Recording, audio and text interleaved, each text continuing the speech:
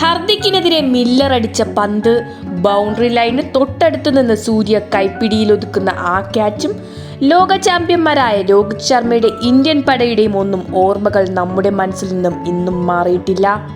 ആ ഓർമ്മകൾ നിറഞ്ഞു നിൽക്കുമ്പോൾ തന്നെ കുട്ടി ക്രിക്കറ്റിന്റെ മറ്റൊരു ലോക പോരാട്ടത്തിന് കളമൊരുങ്ങുകയാണ്. ഫെബ്രുവരി 7 മുതൽ അടുത്ത ലോക പോരാട്ടം തുടങ്ങുകയാണ്. ഇന്ത്യ അടക്കം പ്രധാന ടീമുകളെല്ലാം തങ്ങളുടെ ടീമിനെ പ്രഖ്യാപിച്ചു കഴിഞ്ഞു. ഈ വീഡിയോയിലൂടെ ഇന്ത്യ, ഓസ്ട്രേലിയ, ഇംഗ്ലണ്ട് ടീമുകളുടെ ശക്തിയും അവരുടെ ദൗർബല്യവുമാണ് നോക്കാൻ പോകുന്നത്. ഇന്ത്യ ലോക ചാമ്പ്യന്മാരായ ഇന്ത്യ മികച്ച ഒരു ടീമിനെ തന്നെയാണ് അണിനിരത്തുന്നത്. സ്വന്തം മണ്ണിൽ ഒരു ലോകകപ്പ് എന്നതിന് അപ്പുറം ഒന്നും തന്നെ ടീമിൽ നിന്നും ആരാധകർ ആഗ്രഹിക്കുന്നില്ല.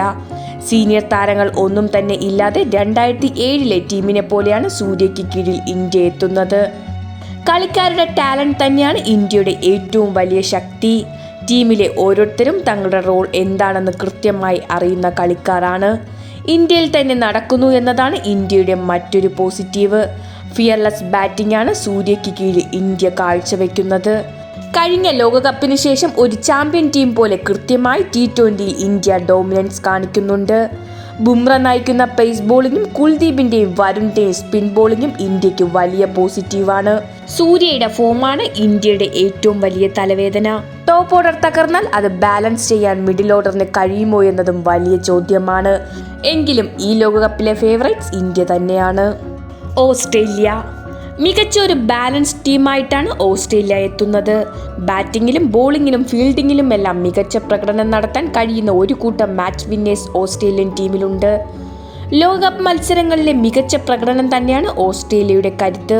മികച്ച ഒരു കൂട്ടം ഹാർഡ് ഹിറ്റേഴ്സാണ് ഓസ്ട്രേലിയയുടെ കരുത്ത്.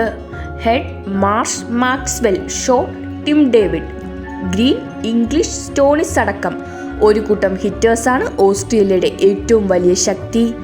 ഒരു കൂട്ടം മികച്ച ഓൾറൗണ്ടർമാരും ഈ കൂട്ടത്തിലുണ്ട്. മാർഷ്, ഗ്രീൻ, സ്റ്റോണിസ്, കൂപ്പർ തുടങ്ങിയവരെല്ലാം ലോകത്തിലെ തന്നെ ഏറ്റവും മികച്ച ഓൾറൗണ്ടർമാരാണ്. കമ്മിൻസും ഹേസൽവുഡും എൽസും സാംബയും അടക്കം ലോക ക്രിക്കറ്റിലെ നിലവിലെ ഏറ്റവും മികച്ച ബോളർമാരും ഈ ടീമിലുണ്ട്. ഇഞ്ചറിയാണ് ഓസ്ട്രേലിയ നേരിടുന്ന പ്രധാന വെല്ലുവിളി. നിലവിൽ ആഷസ് പോലും കളിക്കാതെ കമ്മിൻസും ഹേസൽവുഡ് താരങ്ങൾ മാറി നിൽക്കുകയാണ്. ഗ്രീൻ പരിക്കു കാരണം വലിയൊരു ഇടവേളയ്ക്ക് ശേഷമാണ് ടീമിലെത്തുന്നത്. ഇതെല്ലാം കൊണ്ട് തന്നെ താരങ്ങളുടെ ഫിറ്റ്നസ് ഓസ്ട്രേലിയക്ക് വലിയ തലവേദനയാണ്. സ്ലോ വിക്കറ്റിൽ താരങ്ങളുടെ ബാറ്റിംഗ് പ്രകടനമാണ് അടുത്ത പ്രശ്നം. പലപ്പോഴും സ്പിൻ ബോളിങ്ങിന് മുൻപിൽ ചീട്ടുകൊട്ടാരം പോലെ തകരുന്ന ചരിത്രം ഈ ബാറ്റിംഗ് നിരയ്ക്കുണ്ട്. ആഡം സാംബ അല്ലാതെ മറ്റൊരു എക്സ്പീരിയൻസ് സ്പിന്നർ ഇല്ല എന്നതും വലിയ തിരിച്ചടിയാണ് സബ് കോണ്ടിനെന്റിൽ കളിക്കുമ്പോൾ. എങ്കിലും ലോകവേദികളിൽ മറ്റൊരു ഓസ്ട്രേലിയയാണ് നമ്മൾ കാണാറുള്ളത്. ഇംഗ്ലണ്ട് ഒരു കൂട്ടം ഹാർഡ് ഹിറ്റേഴ്സ് ആയിട്ട് എത്തുന്ന മറ്റൊരു ടീമാണ് ഇംഗ്ലണ്ട്. ഹാരി ബ്രൂക്ക് നയിക്കുന്ന ഇംഗ്ലീഷ് പടയിൽ T20 ക്രിക്കറ്റിലെ തന്നെ മികച്ച ഒരു കൂട്ടം ബാറ്റർമാരുണ്ട്. മികച്ച ടോപ്പ് ഓർഡറാണ് ഇംഗ്ലണ്ടിന്റെ ശക്തി. Salt, Buttler, Duckett, Will Jacks, Harry Brook അടങ്ങുന്ന ടോപ്പ് ഓർഡർ മികച്ച സ്ട്രൈക്ക് റേറ്റിൽ വലിയ റൺസ് നേടാൻ കഴിയുന്നവരാണ്. സബ് കോണ്ടിനെന്റിലെ ഫ്ലാറ്റ് വിക്കറ്റിൽ ഈ ടോപ്പ് ഓർഡർ മറ്റു ടീമുകൾക്ക് വെല്ലുവിളിയാണ്. മികച്ച ഓൾറൗണ്ടർമാരാണ് ഇംഗ്ലണ്ടിന്റെ മറ്റൊരു ശക്തി. സാം കരൺ കൂടെ ഇപ്പോൾ ഫോമിലേക്ക് ഉയർന്നത് ഇംഗ്ലണ്ടിന്റെ സാധ്യതകൾ വർദ്ധിപ്പിക്കുന്നു. ആർച്ചർ നയിക്കുന്ന പേസ് നിരയും ആദിൽ റഷീദ് നയിക്കുന്ന സ്പിൻ നിരയും മികച്ചത് തന്നെയാണ്. T20 ഫ്രാഞ്ചൈസി ക്രിക്കറ്റിലെ പ്രധാന ലീഗുകളിലെല്ലാം കളിച്ച് മികച്ച എക്സ്പീരിയൻസ്ഡ് ആയ താരങ്ങളാണ് ഇംഗ്ലണ്ടിനുള്ളത്. അതും അവരുടെ ശക്തിയാണ്. ഇൻകൺസിസ്റ്റൻസിയാണ് ഇംഗ്ലണ്ട് നേരിടുന്ന പ്രധാന വെല്ലുവിളി. തങ്ങളുടെ പ്രതിഭയ്ക്കൊത്ത പ്രകടനം നടത്താൻ പലപ്പോഴും ടീമിന് ലോകകപ്പ് മത്സരങ്ങളിൽ സാധിക്കാറില്ല.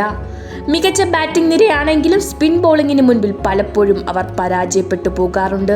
സബ് കോണ്ടിനെന്റിൽ മത്സരം നടക്കുന്നത് കൊണ്ട് തന്നെ സ്പിൻ ഇംഗ്ലണ്ടിനൊരു വെല്ലുവിളിയാണ്. ആർച്ചർ അടക്കം താരങ്ങളുടെ ഫിറ്റ്നസ് വലിയ ചോദ്യമാണ് ഇംഗ്ലണ്ടിന് മുൻപിലുള്ളത്. പ്രധാന ബോളർമാർക്ക് നിറം മങ്ങിയാൽ ടീമിന്റെ സാധ്യതകളും മങ്ങും.